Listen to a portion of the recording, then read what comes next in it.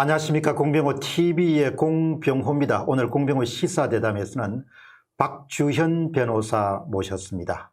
미래를 여는 청년 변호사 모임의 대표이시고 또 아마 4.15 부정선거와 관련해서 가장 맹렬하게 사건의 실체적 진실을 파헤치기 위해서 노력하시는 분입니다. 반갑습니다. 네, 반갑습니다. 네. 예약이 너무 많이 밀려서 너무 오래간만에 이렇게 모셨습니다. 아닙니다. 네. 일찍 지금 네. 이제 증거 보전 신청하시고 하는 데가 네. 여러 군데죠. 예, 많이 어디 했습니다. 지금 하셨습니까? 저는 한 7개 군데 했고요. 예. 네, 인천 연수를 처음으로 해서 민경욱 위원 예. 지었고 그다음에 이제 저기 도봉을 예, 남양주 갑을 뭐 가장 격전지네요. 예, 그리고 분당을 분당을 예, 그리고 구리 구리 예. 아유 구리 남양주 뭐 이런 예. 데는 다 예, 그 안산 예, 안산. 예, 좀 아무래도 좀 핵심되는 지역을 많이 갔었습니다. 어떻습니까? 지금 이제 네. 증거 보전 신청이 예. 26명입니까? 아니면 몇 명입니까? 정확하게. 제가 정확하게는 세지 않았습니다. 한 26, 7명 될 6, 7명 거고요. 정도. 그리고 기독자유통일당이 정당으로서 증거보전 신청을 했기 때문에 그 지역까지 합치면 더 많을 수가 있습니다. 이제 대법원의 1심 재판입니다. 단심으로 끝나고요. 기본적으로 6개월 내에 하도록 되어 있습니다. 단심으로 그냥 끝납니까? 네네. 단심으로 끝나고 보통은 이제 정당이나 후보자가 증거보전 신청을 하고요.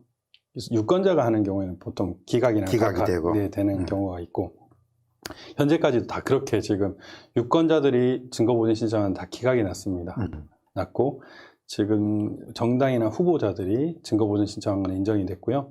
그리고 선거무효 소장을 일단 냈고 지금 뭐 한 100 몇십 개, 한 30 몇 개의 지역구 선거구에 됐고 그 기독자유통일당에서는 총선 전체가 무효라는 소송을 냈습니다. 대단하시네. 예, 일단 이 선거 무효 소송을 제기하게 되면 그 공직선거법상 이 투표함이나 이 선거 관련 물품을 보존하게 되어 있습니다. 예. 그래서 이제 계속 보존이 될 거고요. 지금 보존이 될 거고, 현재로서는 이제 각 선관위에서 그 자기 소속 공무원들을 소송 수행자로 지금 임명을 해서 답변서를 일단 제출을 했는데 답변서의 내용은 이제 지금 이제 답변을 곧 할 테니까 이제 뭐 청구를 기각해 달라 이런 취지로 지금 답변서를 다 일괄적으로 제출을 했고요.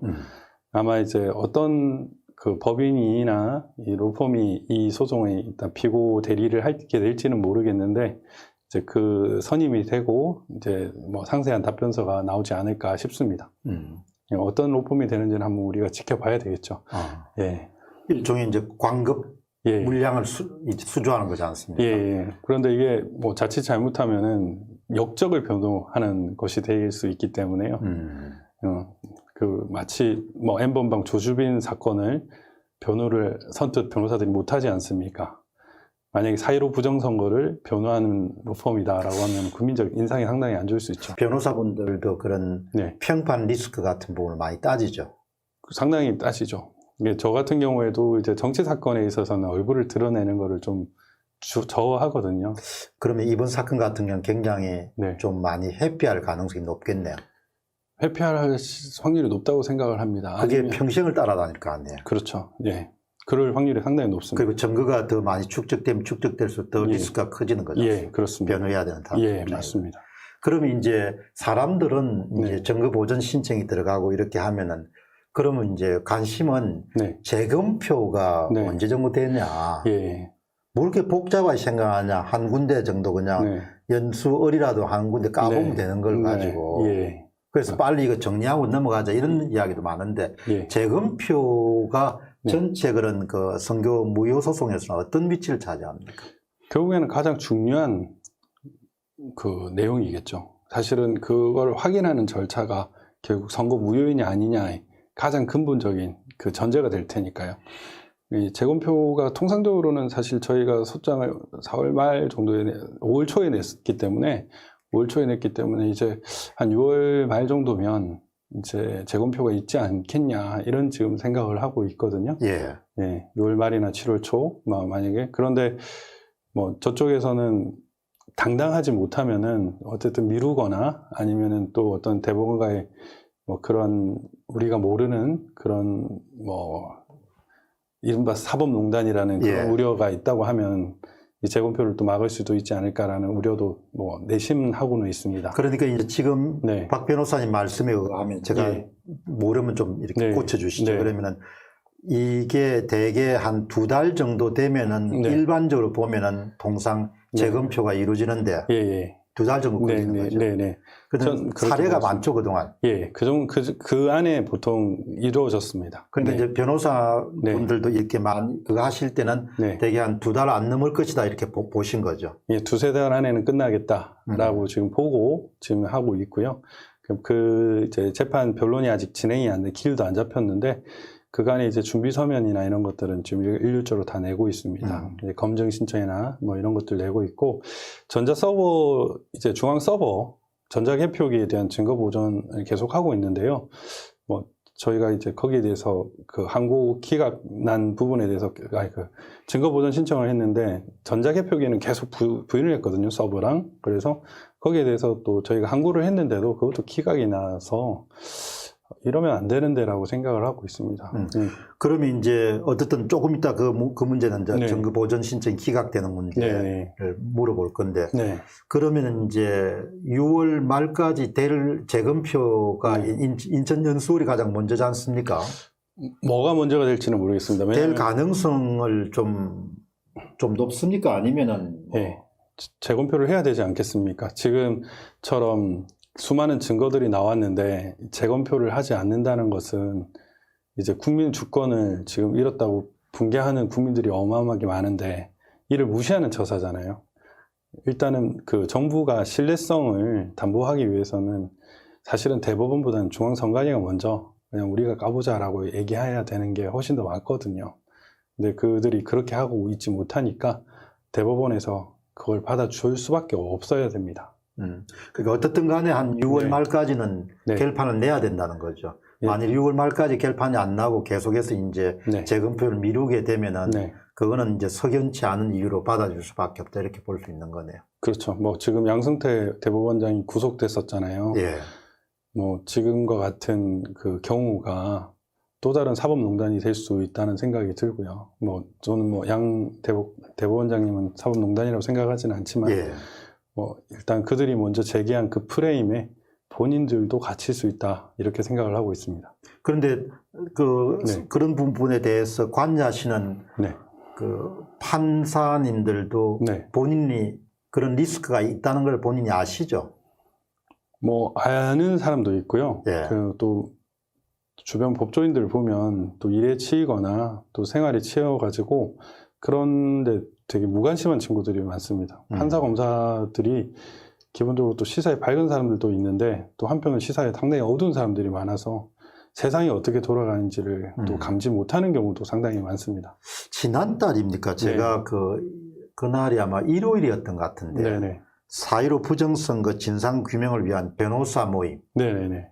그게 한 7, 8병 분이 네. 개입하시죠. 그게 대표로 계시죠. 예, 맞습니다. 그걸 제가 팩스로 네. 그 고발장입니까? 예. 그 보도자료.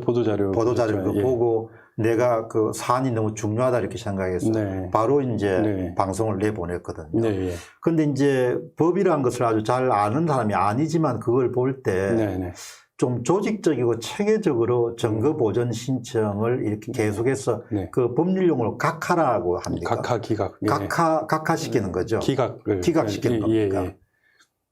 그렇게 계속해서 기각시키는 그런 사례를 보고, 네. 야, 이게 왜 이렇게 이번 선거의 네. 실제적 진실을 파악하는데 필수적인 그런 네. 전자분류기라든지 예. 이런 걸 왜 이렇게 계속해서 이렇게 기각하는가. 네. 그 부분 좀 말씀해 주시죠. 지금 상황이 어떤지. 제가 만약에 아주 좋게 이제 법원의 입장을 판단을 한다면 사안에 대해서 잘 몰라서 그렇게 판단할 수도 있다고 생각을 합니다. 이를테면은 지금 그 부정선거의 방법이 뭐 여러 가지가 나왔지 않습니까? 그 중에 하나가 이제 사전투표 수를 부풀려서 유령투표가 투표하게 한 것이 있고, 관외 사전투표를 또 우체국이나 다른 어떤 경로에서 또 뭐 바꿔치기를 한다든지 이런 부정이 들어갔다는 의심을 받고 있고, 그 다음 전자개표기에서 홍표 발생 등으로 조작을 했다는 의심을 받고 있다. 이게 좀 크게 세 가지 굴레인데, 이제 지금 법원에서는 그냥 표만 까보면 되지 않느냐라는 입장으로 지금 보입니다. 그러니까 종래의 이제 당선 무효 소송이나 선거 무효 소송은 이제 표 차이가 아주 현격하지 않았을 때, 아주 조금밖에 안 됐을 때 그냥 까서 세보면은 드러나지 않았느냐라는 입장이었거든요. 그런 종래의 시각으로 지금 접근을 했던 것 같고요. 지금 이번 부정선거 같은 경우는 QR코드라든지 전자개표기 문제라든지 뭐 사전투표 수의 문제라든지 이런 디지털적인 측면이 상당히 많이 들어가는데 이 지금 선거 무효 소송의 본질을 아직 깨뚫지 못하고 있다라는 이제 입장이고요.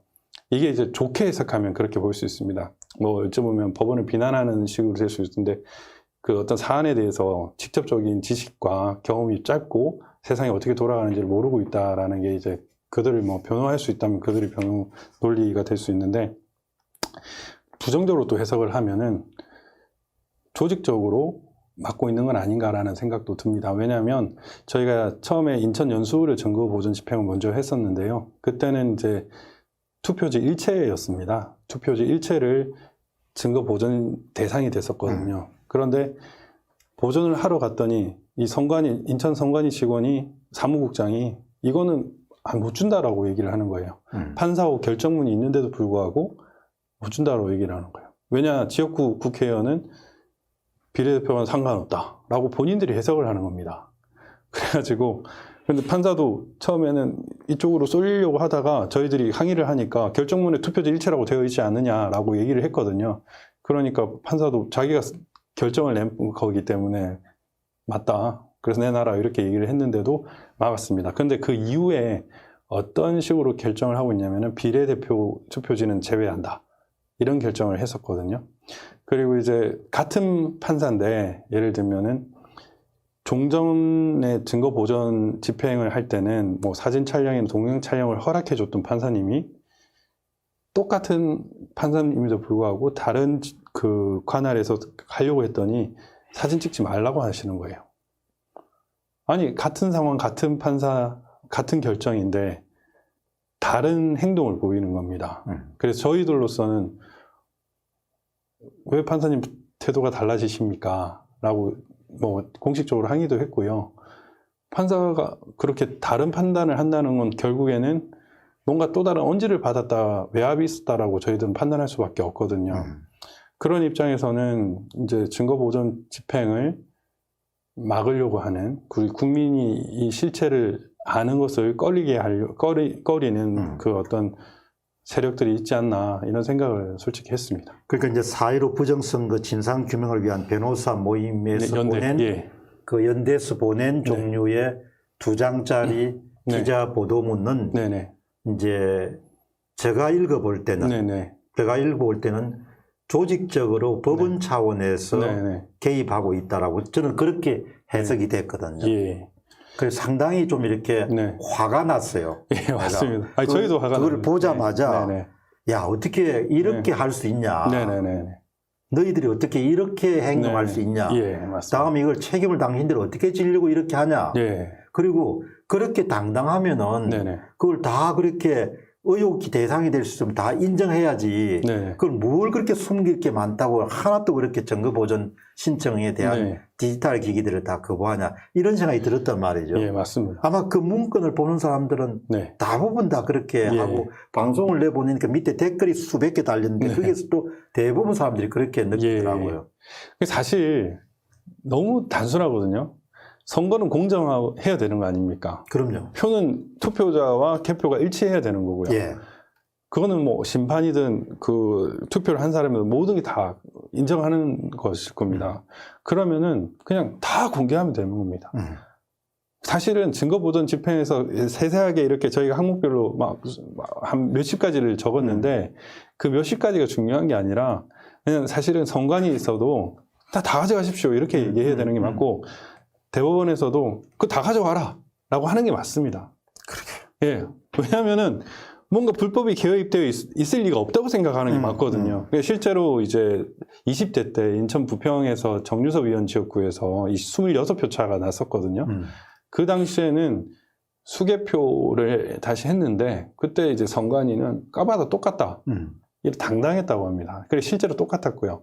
세표가 좀 차이가 있었는데 그건 이제 무효표가 유효표가 되는 이런 과정에서의 문제였고 지금처럼 선관위처럼 대응을 하진 않았습니다. 뭔가 조직적으로 감추려고 하고 숨기려고 하고 물어보면 답변을 안 하려고 합니다. 예를 들면은 이제 증거보전 집행을 하다 보면은 선관위 직원도 같이 동행을 하니까 이건 왜 그렇습니까? 이렇게 얘기를 하는데 답변을 거부를 하는 거예요. 저는 이해가 안 되는 겁니다. 거부할 이유가 없지 않습니까? 정당하게 했으면은 뭐 답변을 안 할 이유도 없고 그런데 그래서 더 수상해졌죠. 저는 처음에는 이 증거보전 집행을 시작할 때만 해도 전산 조작이라고만 생각을 했거든요. 전산 조작만 있을 거다. 그렇게 생각을 했는데 증거보전 집행을 하다 보니까 그 투표 그 용지가 어떻게 보관되고 투표 관련 도구, 선거 관련 도구가 어떻게 보관되는 걸 보다 보니까 내가 어리석었구나. 오프라인 범죄도 일어났다. 이런 생각이 들 수밖에 없었습니다. 보전을 같이 간 그 변호사들도 하나같이 우리가 너무 시스템과 선관위를 신뢰했나 보다. 신뢰했죠. 네. 그러다 보는데 설마 그럴 리가 없었을 테니까. 근데 설마 없을 거라고 생각하는 게 정말로 어리석다라는 거를 알 수밖에 없습니다. 이게 한 3군데를 가니까 이제 비정상이 정상으로 보이기 시작하고 이제 우리가 설마 그런 일은 있을 수 없다라고 생각했던 게 그런 일은 당연히 발생했다라고 생각할 수밖에 없는 이게 현재의 상황인데 이게 이제 이런 여러 드러난 증거를 보면은 사람들은 이게 이제 선거관리 부실은 인정한다라고 얘기를 하거든요. 그런데 이 선거관리 부실이 아닙니다. 이 선거관리 부실은 부정선거를 획책하기 위한 예비행위고요.